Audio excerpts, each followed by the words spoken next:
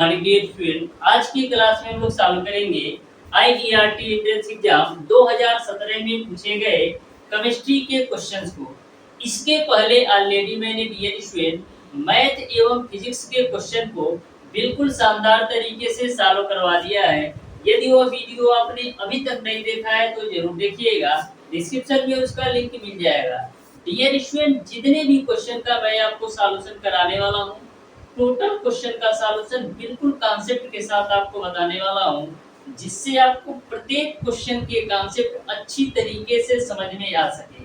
तो dear student, ध्यान से आप प्रत्येक क्वेश्चन के सॉल्यूशन को समझिएगा। बिल्कुल सिंपल और आसान भाषा में प्रत्येक क्वेश्चन का सॉल्यूशन हम कॉन्सेप्ट के साथ समझने वाले हैं। एक बात और मैं आपको बता दूं डियर स्टूडेंट, अभी तक मैंने 5 प्रीवियस ईयर पेपर सेट का कंप्लीट सॉल्यूशन करवा दिया है। आज की क्लास में आपका 6 प्रीवियस ईयर पेपर सेट का कंप्लीट सॉल्यूशन हो जाएगा। तो जो भी student previous year paper set का सॉल्यूशन अभी तक नहीं देखा है तो जरूर देखिएगा, डिस्क्रिप्शन में उसका लिंक मिल जाएगा। तो डियर स्टूडेंट, प्रत्येक क्वेश्चन को आप बिल्कुल ध्यान से अच्छी तरीके से समझते हुए चलिएगा। तो स्टार्ट करते हैं डियर स्टूडेंट आज की क्लास को। तो देखते हैं डियर स्टूडेंट क्वेश्चन नंबर 26। तो क्वेश्चन नंबर 26 आपका इस प्रकार से दे रखा है, ताप तथा दाब की समान स्थितियों पर हाइड्रोजन के विसरण की दर होगी। ताप तथा दाब के समान स्थितियों पर हाइड्रोजन के विसरण की दर होगी। और जितने भी ऑप्शंस आपके दिए गए हैं, टोटल ऑप्शंस आपका हीलियम के पदों में दिए गए हैं, यानी कि हमको कहीं ना कहीं हाइड्रोजन और हीलियम के बीच विसरण दर का अनुपात निकालना होगा, तभी हम निकाल सकते हैं। तो ध्यान से समझिएगा डियर स्टूडेंट, आपने पढ़ रखा होगा ग्राहम के विसरण नियम के अनुसार आपका होता है R1 बट्टे का R2 बराबर आपका होता है रूट ओवर M2 अपान का M1। जो आपका M2 होगा डियर स्टूडेंट, ये आपका हीलियम का भार होगा, और जो आपका M1 होगा वो आपका हाइड्रोजन का भार होगा। तो यहाँ से आपका R1 बट्टे का R2। अब देखिएगा, हीलियम का परमाणु क्रमांक आपका होता है 2, तो परमाणु भार कितना होगा 4, क्योंकि परमाणु क्रमांक का दोगुना आपका परमाणु भार होता है। वहीं पर जो आपका M1 है, हाइड्रोजन का परमाणु भार है, तो हाइड्रोजन का परमाणु क्रमांक 1 होता है, तो परमाणु भार कितना हो जाएगा 2। तो यहाँ से आप 2 से 2 कैंसिल कर दीजिएगा, तो यहाँ से आपको R1 बट्टे R2 की वैल्यू मिल जाएगी कौड़ी के अंदर 2, यानी R1 बट्टे R2 की वैल्यू क्या मिल जाएगी, कौड़ी के अंदर 2 की वैल्यू आपका होता है 1.41। तो इस तरीके से जो R1 का मान होगा 1.41 इंटू R2 के बराबर होगा। तो R2 किसका विसरण दर है, जो आपका R2 है हीलियम का विसरण दर है। इस तरीके से जो हाइड्रोजन का विसरण दर होगा डियर स्टूडेंट, हीलियम के 1.4 गुना के बराबर होगा। जो आपका हाइड्रोजन का विसरण दर होगा हीलियम के विसरण दर का 1.4 गुना के बराबर होगा। यहाँ से आप 1 हटा सकते हैं। इस तरीके से डियर स्टूडेंट क्वेश्चन नंबर 26 का ऑप्शन नंबर बी बिल्कुल राइट आंसर हो जाएगा। तो ध्यान से समझिएगा डियर स्टूडेंट क्वेश्चन नंबर 27।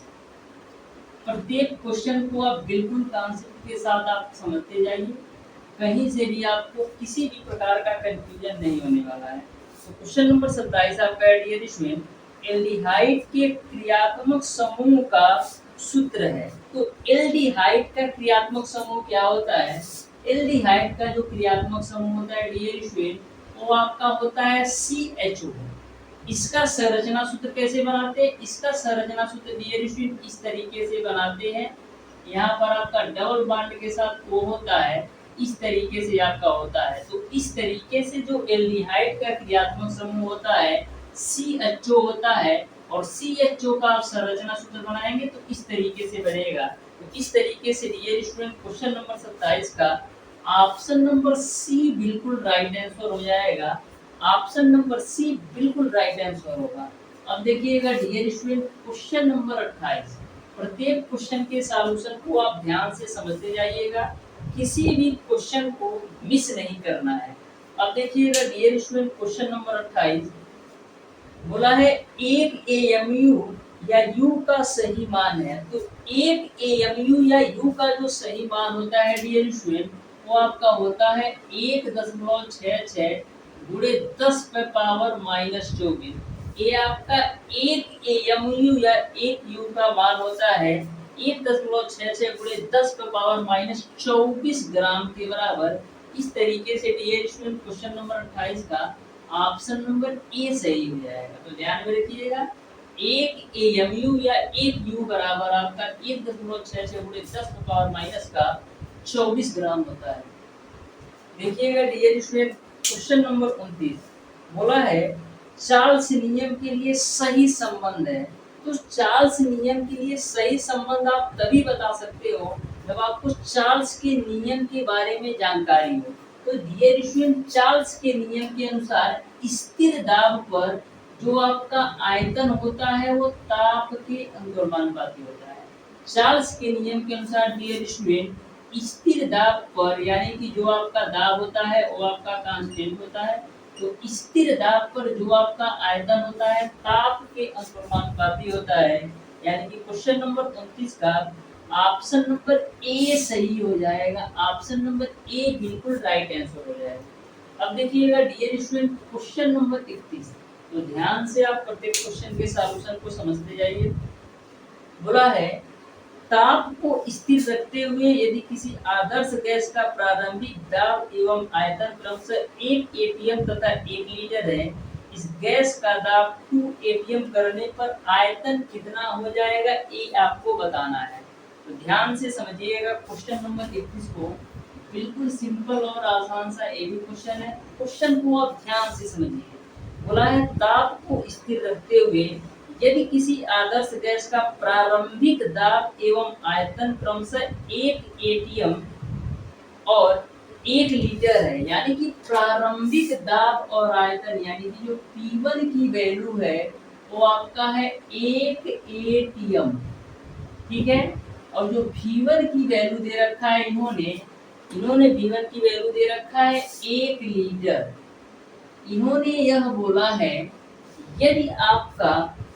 यदि आपका दाब को 2 एटीएम कर दिया जाए तो आयतन कितना होगा। यानी दाब यानी P2 की वैल्यू वाली आपका 2 एटीएम हो तो V2 की वैल्यू क्या होगा ये आपको बताना है। तो बिल्कुल सिंपल सा क्वेश्चन है, ध्यान से समझिएगा। बायल के नियम, बायल का नियम क्या कहता है। बायल के नियम के अनुसार स्थिर ताप पर जो आपका दाब होता है आयतन के व्युत्क्रमानुपाती होता है। बायल के नियम के अनुसार डियर स्टूडेंट स्थिर ताप पर आपका जो दाब होता है वो आयतन के व्युत्क्रमानुपाती होता है। यदि हम दो गैसों की बात करें तो यहाँ पर आपका आता है P1 V1 बराबर P2 V2। तो ध्यान में रखिएगा P1 V1 बराबर P2 V2 आपका बायल के नियम के अनुसार होता है, क्योंकि बायल के नियम के अनुसार स्थिर ताप पर जो आपका दाब होता है आयतन के व्युत्क्रमानुपाती होता है।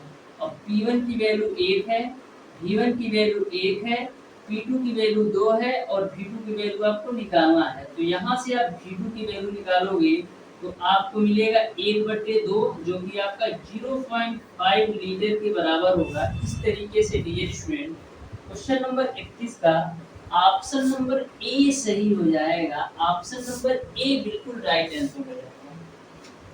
अब देखिए तो ध्यान से समझिएगा डियर स्टूडेंट क्वेश्चन नंबर 32 को भी। क्वेश्चन नंबर 32 आपका है सल्फ्यूरिक अम्ल का अणुसूत्र आपका H2SO4 है, तो इसका मूलानुपाती सूत्र। तो मैक्सिमम चीजें में आप यह देखेंगे जो उसका अणुसूत्र होता है उसी का n टाइम आपका मूलानुपाती सूत्र होता है। तो H2SO4 का जो मूलानुपाती सूत्र होगा वो आपका H2SO4 के पदों में ही होगा। यानी कि क्वेश्चन नंबर 31 का ऑप्शन नंबर ए सही हो जाएगा। ध्यान में रखिएगा। इसके पहले जो मैंने क्वेश्चन बताया है वो आपका क्वेश्चन नंबर 30 था। अब देखिएगा डियर स्टूडेंट क्वेश्चन नंबर 32 बोला है कार्बन की राख। तो जो आपके कार्बन की राख होती है डियर स्टूडेंट जल में अविलेय होती है। जो आपकी कार्बन की राख होती है डियर स्टूडेंट जल में अविलेय होती है। यानी कि क्वेश्चन नंबर 32 का ऑप्शन नंबर बी सही हो जाएगा। क्वेश्चन नंबर 33 आपका है शीतल पेय में होती है।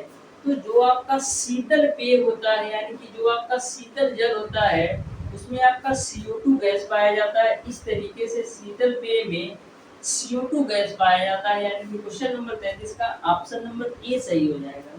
क्वेश्चन नंबर 34 आपका है, दिए गए ताप पर किसी विलयन में 500 ग्राम जल में अधिकतम 100 ग्राम चीनी घोली जा सकती है। यदि समान ताप पर 500 ग्राम जल में 99 ग्राम चीनी है तो विलयन कहलाता है।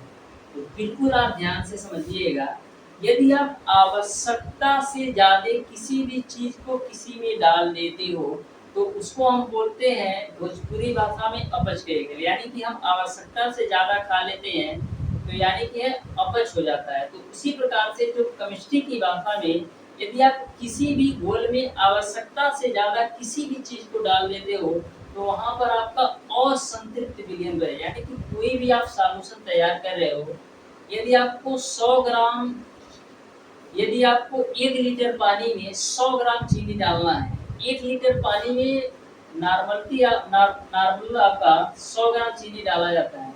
यदि 100 ग्राम के जगह पर आपने 120 ग्राम डाल दिया तो ऐसे कंडीशन में आपका असंतृप्त विलयन हो जाता है, यानी कि जितनी आवश्यकता से ज़्यादा यदि हम उन चीज़ों को ले लेते हैं तो वो आपका असंतृप्त में आता है। तो क्वेश्चन में ऐसा बोला गया है कि 500 ग्राम जल में 100 ग्राम मैंने चीनी यूज की, लेकिन सामान्य ताप पर 500 ग्राम में केवल 99 ग्राम चीनी यूज होता है, यानी क्या किया मैंने 1 ग्राम अधिक चीनी यूज कर लिया। तो इस तरीके से आपका असंतृप्त विलयन हो गया, यानी कि आवश्यकता से ज्यादा मैंने विलयन में आपका चीनी की मात्रा ले लिया, तो इस कंडीशन में डियर स्टूडेंट आपका असंतृप्त विलयन हो जाएगा, यानी कि क्वेश्चन नंबर 34 का ऑप्शन नंबर ए सही हो जाएगा। सिंपल भाषा में आपको यह ध्यान में रखना है कि किसी भी सॉल्यूशन में किसी भी विलयन में यदि हम आवश्यकता से ज्यादा किसी भी चीज को डाल देते हैं तो वहां पर आपका असंतृप्त विलयन या असंतृप्त सॉल्यूशन आपका तैयार होता है। क्वेश्चन नंबर 35 आपका है, नाइट्रिक अम्ल का सही सूत्र है। तो नाइट्रिक अम्ल का जो सही सूत्र होता है वो आपका HNO3 होता है। नाइट्रिक अम्ल का जो सही सूत्र होता है वो आपका HNO3 होता है, यानी कि क्वेश्चन नंबर 35 का ऑप्शन नंबर सी सही हो जाएगा। क्वेश्चन नंबर 36 आपका, निम्न में से किसमें अधिकतम संख्या में संयोजी इलेक्ट्रॉन होंगे। अधिकतम संख्या में संयोजी इलेक्ट्रॉन किसमें होंगे ये आपको बताना है। तो पहला आपको ऑक्सीजन दे रखा है, फिर nitrogen, fluorine, carbon. Oxygen, nitrogen, fluorine और कार्बन आपको बताना है कि किसमें संयोजी इलेक्ट्रॉन अधिकतम होंगे। तो ऑक्सीजन का जो परमाणु क्रमांक होता है 8, इसका इलेक्ट्रॉनिक विन्यास करोगे तो 2 और 6 होगा। नाइट्रोजन का परमाणु क्रमांक होता है 7, इसका इलेक्ट्रॉनिक विन्यास करोगे तो 2 और 5 होगा। फ्लोरीन का परमाणु क्रमांक होता है 9, इसका इलेक्ट्रॉनिक विन्यास करोगे तो 2 और 7 होगा। कार्बन का होता है परमाणु क्रमांक 6, इसका इलेक्ट्रॉनिक विन्यास करोगे तो 2 और 4 होगा। आपको बताना है इन चारों तत्वों में किसमें संयोजी इलेक्ट्रॉन सबसे ज्यादा है। तो आप देख सकते हैं सबसे ज्यादा संयोजी इलेक्ट्रॉन आपके फ्लोरीन में है, क्योंकि फ्लोरीन के बाहरी कोश में 7 इलेक्ट्रॉन है, यानी कि 7 इलेक्ट्रॉन जो है साझा कर सकते हैं। इस तरीके से जो अधिकतम संयोजकता है, अधिकतम संयोजी इलेक्ट्रॉन है वो आपका फ्लोरीन में हो जाएगा, यानी कि क्वेश्चन नंबर 36 का ऑप्शन नंबर सी सही हो जाएगा। क्वेश्चन नंबर 37 आपका, एक फैराडे आवेश होता है। तो एक फैराडे आवेश किसके बराबर होता है ये आपको बताना है। तो एक फैराडे आवेश का जो मान होता है 6.02 गुणे 10 पे पावर 23 इलेक्ट्रॉन के बराबर होता है। इस तरीके से क्वेश्चन नंबर 37 का ऑप्शन नंबर ए सही हो जाएगा। क्वेश्चन नंबर 38 आपका है, निम्न में से किसके द्वारा जल में OH आयन प्राप्त होंगे। तो एक बात आप ध्यान में रखिएगा, OH आयन तब प्राप्त होंगे जब आपका क्षारीय प्रकृति का हो। यदि आपका यौगिक क्षारीय प्रकृति का है तो OH आयन प्राप्त होंगे। यदि आपका यौगिक अम्लीय प्रकृति का है तो वहां पर आपका H आयन प्राप्त होंगे। तो ध्यान से आप चारों ऑप्शंस को देखिएगा, तो वहां पर आपका ऑप्शन नंबर ए और ऑप्शन नंबर बी और ऑप्शन नंबर सी तीनों के तीनों आपके क्षारीय यौगिक हैं। तो क्षारीय यौगिक में क्या मिलता है OH आयन। तो इस तरीके से क्वेश्चन नंबर 38 का ऑप्शन नंबर डी सही हो जाएगा। और एक भी बात आप ध्यान में रखिएगा, अम्लीय यौगिक है तो उसमें आपको H प्लस आयन मिलेगा। अब देखिएगा डियर स्टूडेंट, क्वेश्चन नंबर 39, निम्न में से किसे वोल्टेज अभिक्रिया द्वारा प्राप्त नहीं किया जा सकता? तो मीथेन को आप वोल्टेज अभिक्रिया द्वारा प्राप्त नहीं कर सकते, यानी कि क्वेश्चन नंबर 39 का ऑप्शन नंबर ए सही हो जाएगा। क्वेश्चन नंबर 41 है आपका डियर स्टूडेंट, निम्नलिखित में सबसे अधिक विद्युत धनात्मक धातु है। सबसे अधिक विद्युत धनात्मक धातु आपको बताना है। चार ऑप्शन आपको दे रखे हैं। ऑप्शन नंबर ए सिलिकॉन है, ऑप्शन नंबर बी आपको दे रखा है लेड यानी पीवी दे रखा है, ऑप्शन नंबर सी आपको दे रखा है डियर स्टूडेंट एल्युमिनियम, और ऑप्शन नंबर डी आपको दे रखा है पोटेशियम। तो सिंपल भाषा में यदि आप एक नजरिए से देखेंगे तो सीधा आप टिक कर देंगे पोटेशियम। सबसे अधिक धनात्मकता इसमें है क्योंकि इसका जो परमाणु क्रमांक होता है 19 होता है और इलेक्ट्रॉनिक विन्यास आपका 2 8 9 होता है। तो सबसे विद्युत धनी कौन है? पोटेशियम है। क्यों? क्योंकि 9 इलेक्ट्रॉन ये डोनेट कर सकता है, ले जाओ 9 इलेक्ट्रॉन, कोई दिक्कत नहीं है। अब देखिएगा dear student, question number 42, question number 42 आपका है सही कथन का चयन करें। तो देखो ऑप्शन नंबर ए आपको दे रखा है HCl ईथर में मिले है। तो क्या HCl ईथर में मिले है? नहीं है, ऑप्शन नंबर ए गलत होगा। ऑप्शन नंबर बी आपका एल्युमिनियम HNO3 में मिले है, ये भी गलत है। लेकिन जो आपका ऑप्शन नंबर सी दे रखा है HClO4 अम्ल है, बिल्कुल सही ऑप्शन है। HClO4 आपका अम्ल है। क्यों?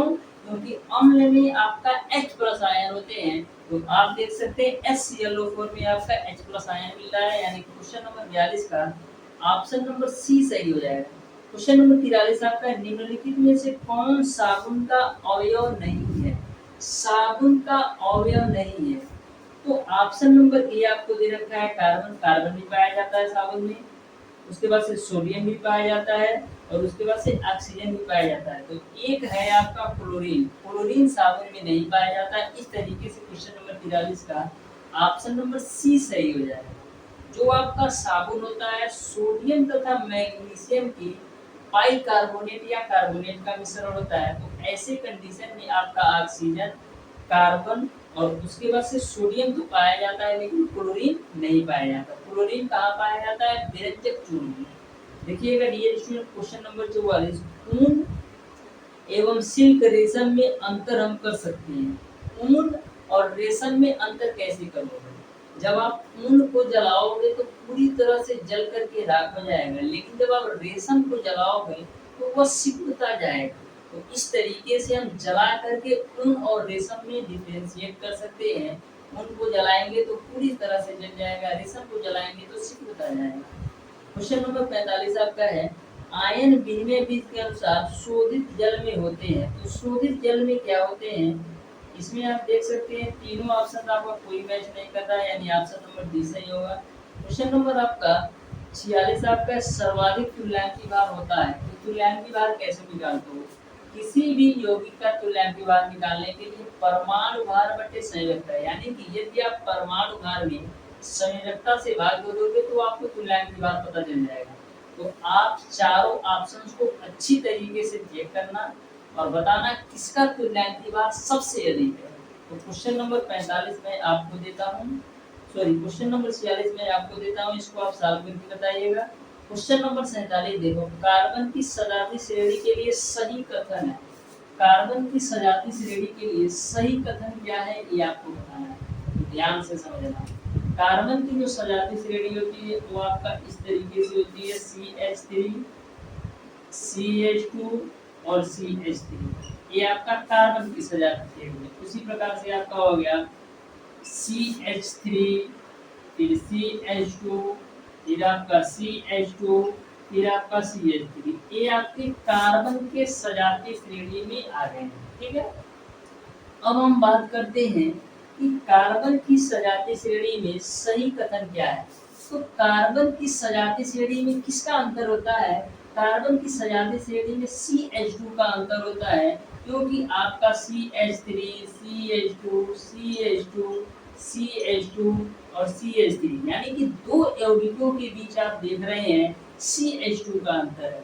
दो यौगिकों के बीच आप देख रहे हैं CH2 का अंतर है। तो इस तरीके से जो आपका ऑप्शन नंबर ए है, ये तो आपका बिल्कुल सही आंसर होगा। अब देखते हैं CH2 का भार क्या होगा। तो कार्बन का जो परमाणु क्रमांक होता है 6 होता है।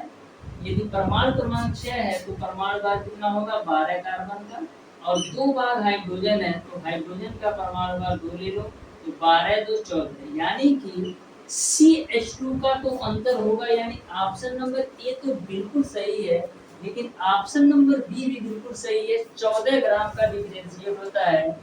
तो इस तरीके से डियर स्टूडेंट प्रत्येक क्रमागत दो सदस्यों के मध्य 14 यूनिट द्रव्यमान का अंतर होता है, दोनों बातें सही हैं। CH2 का भी अंतर होता है और 14 ग्राम द्रव्यमान का भी अंतर होता है, यानी कि क्वेश्चन नंबर 47 का ऑप्शन नंबर डी सही हो जाएगा, ए तथा बी दोनों।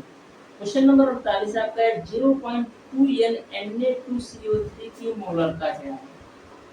तो सबसे पहले डियर स्टूडेंट आपको नॉर्मलता और मोलरता में संबंध पता होना चाहिए। जब मैंने डियर स्टूडेंट नॉर्मलता और मोलरता के बारे में बताया था, तो ऐसा एक कॉन्सेप्ट बताया है कि जिसके माध्यम से आपको नॉर्मलता एवं मोलरता से कहीं से भी क्वेश्चन पूछ लिया जाए छूटेगा नहीं। बस वो सिंगल सा वीडियो आप ध्यान से देख लीजिएगा। तो देखो, जो आपका नॉर्मलता होता है डियर स्टूडेंट, वो आपका 2 गुणे मोलरता के बराबर होता है, यानी कि जो आपका नॉर्मलता होता है मोलरता के 2 गुणे के बराबर होता है। तो नॉर्मलता बराबर 2 गुणे मोलरता, n को मैंने नॉर्मलता बोला है और m को मैंने मोलरता बोला है। तो नॉर्मलता बराबर 2 गुणे मोलरता, इस सिंगल से फार्मूले के माध्यम से आपका एक क्वेश्चन 100% पूछेगा, ये गारंटी के साथ मैं कहता हूँ। तो यहाँ पर क्वेश्चन में ऐसा बोला गया है कि 0.2 Na2CO3 की मोलरता आपको बताना है। नॉर्मलता आपको दे रखा है 0.2, तो मैंने नॉर्मलता 0.2 रखा, 2 गुणे मोलरता ज्ञात करना है, तो मोलरता की जगह मैंने m लिख दिया। अब 2 से काट दो तो 0.1 बार में कटेगा, यानी कि जो मोलरता की वैल्यू होगी वो आपका 0.1 होगा। इस तरीके से डियर स्टूडेंट क्वेश्चन नंबर 48 का ऑप्शन नंबर सी सही हो जाएगा, मोलरता आपका 0.1 होगा। क्वेश्चन नंबर 49 आपका द्विक विस्थापन रासायनिक अभिक्रिया का उदाहरण।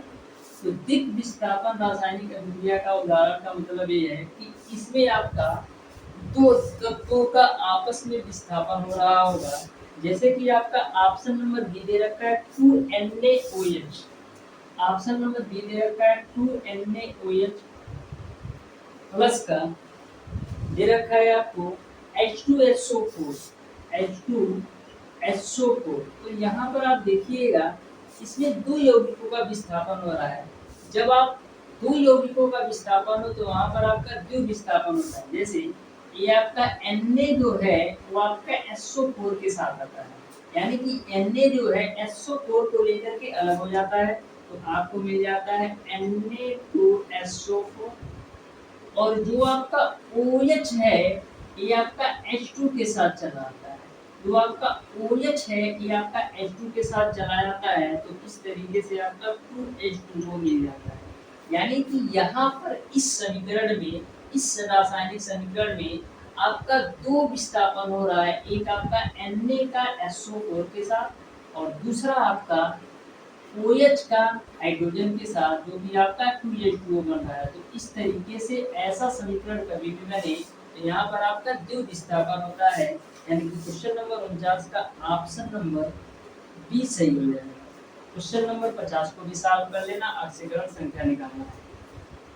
इस तरीके से डियर स्टूडेंट आज की क्लास में मैंने आपको बताया है केमिस्ट्री के क्वेश्चन नंबर 26 से लेकर के क्वेश्चन नंबर 50 तक के सारे प्रश्नों का सॉल्यूशन, जो आपका क्वेश्चन नंबर 46 है और क्वेश्चन नंबर 50 है। इन दोनों क्वेश्चन को आप अच्छी तरीके से सॉल्व कीजिएगा और बताइएगा डियर स्टूडेंट इन क्वेश्चन का कौन सा ऑप्शन सही होगा। तो डियर स्टूडेंट आज की क्लास को यहीं तक रखते हैं, मिलते हैं नेक्स्ट क्लास में, तब तक के लिए धन्यवाद।